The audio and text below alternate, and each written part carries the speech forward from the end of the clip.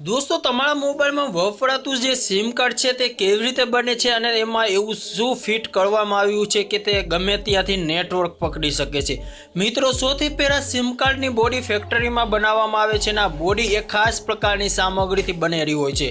तमने जणावी दઈએ के तेनी बॉडी एक प्रकारना प्लास्टिकथी बनेली छे जेमां मास्टर बेड नाखवामां आवे छे।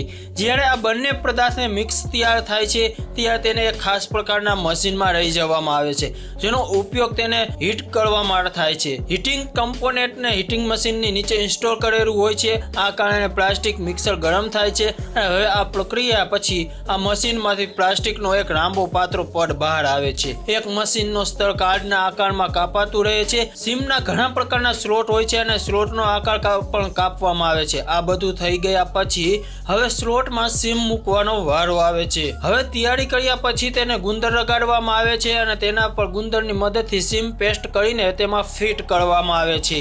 તેમના કારણે તમારા મોબાઈલમાં નેટવર્ક પ્રબંધ થાય છે। જો કે આ રીતે સિમ કાર્ડની ફ્રેમ તૈયાર થાય છે, પરંતુ હવે સિમ બનાવવાનો વારો આવે છે। સૌપ્રથમ તેમાં માટે પ્રોગ્રામિંગ કરવામાં આવે છે। તમને જણાવી દઈએ કે આ બધું કામ ફક્ત કોમ્પ્યુટર પર જ થાય છે। તમને જણાવીએ કે પ્રોગ્રામિંગનું તમામ કામ એન્જિનિયરો દ્વારા કરવામાં આવે છે। તમને જણાવી દઈએ કે પ્રોગ્રામિંગ માટે એક ખાસ પ્રકારનું મશીનનો ઉપયોગ કરવામાં આવે છે। આ મશીન ખૂબ જ સ્માર્ટ છે। એન્જિનિયરો સૌથી પહેલા મશીનને સેટિંગ બદલે છે અને પછી તેને ઇન્સ્ટોલ કરેલા સ્ટાર્ટર બટન દબાવે છે। તમને જણાવી દઈએ કે અહીં ફેક્ટરીમાં ગોલ્ડન ચિપ્સ જે બીજી ફેક્ટરીમાંથી મેળવવામાં આવે છે અને ગોલ્ડન ચિપ્સ તમારા સિમમાં ઇન્સ્ટોલ કરેલી હોવી જોઈએ। તમને જણાવી દઈએ કે ગોલ્ડન ચિપ્સ પર સિલિકોનનું લેયર લગાવેલું હોય છે। હવે આ તમામ ગોલ્ડન ચિપ્સ અહીં હાજર કન્વેયર બેલ્ટ પર મૂકવામાં આવે છે અને હવે અહીં પછી CNC મશીન મૂકવામાં આવે છે જેનો ઉપયોગ કરવામાં આવે છે।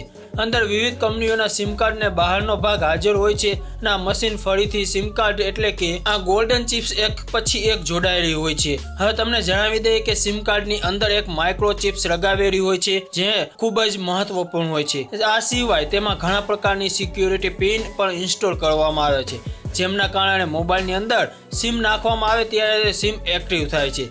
તમને જણાવી દઈએ કે સિમ કાર્ડની અંદર બે પ્રકારની ટેકનોલોજીનો ઉપયોગ કરવામાં આવે છે। એક છે GSM અને બીજી છે CDMI। આમાંથી CDMI નો ઉપયોગ મોબાઈલ નેટવર્ક માટે સૌથી વધુ થાય છે, જો કે GSM સિમનો ઉપયોગ તમામ પ્રકારના મોબાઈલમાં પણ થાય છે। આ સિમ મોબાઈલની અંદર નાખતાની સાથે જ તેમાં નેટવર્ક આવવાનું શરૂ થઈ જાય છે। પછી નજીકના GSMS નેટવર્ક પરથી સિમ શોધવાનું શરૂ થાય છે। તે કોઈ પણ નેટવર્ક શોધે છે કે તરત જ તેને નેટવર્ક સાથે આપમેળે જોડાઈ જાય છે। સિમમાં સ્થાપિત GNM ની મદદથી તે મોબાઈલ દ્વારા દરેક વ્યક્તિ સાથે વાત કરી શકાય છે। જો કે આમ તમે જણાવી દઈએ કે સિમ કાર્ડ બનાવવાની આગળની પ્રક્રિયા તેની બોડી અને સ્ટ્રક્ચર બંને તૈયાર કરવામાં આવે છે। હવે તેને ઓટોમેટિક મશીનમાં રહી જવાનો વારો આવે છે અને તેને એક પછી એક તેમના પેકેટમાં મૂકીને તેને પેક કરવામાં આવે છે। આ સ્માર્ટ મશીન ખૂબ જ ઝડપી છે, તેથી જ તેઓ એક દિવસમાં લાખો સિમ કાર્ડને પેક કરે છે। પેક થતાની સાથે જ આ સિમ બજારમાં મોકલવામાં આવે છે। હવે જો તમે અત્યાર સુધી આ વિડીયો જોયો હોય તો વિડીયોને લાઈક અને શેર જરૂર કરજો।